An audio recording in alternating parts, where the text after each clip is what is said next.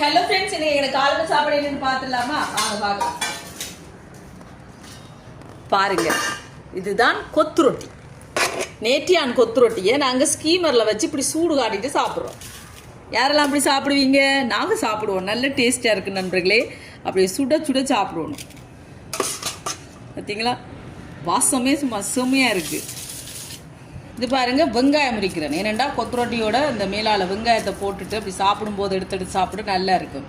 அதால் சின்ன வெங்காயம் ஒரு 2 உரிக்கிறேன், 2-3.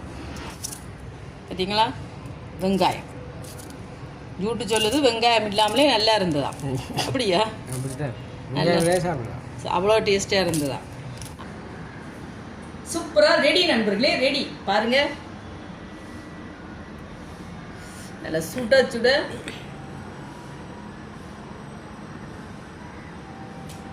வெங்காயம்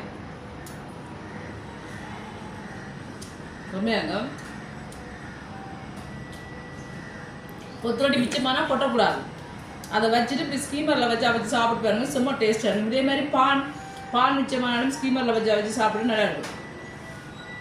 கொத்தரோட்டி கூட நல்லா இருக்கு.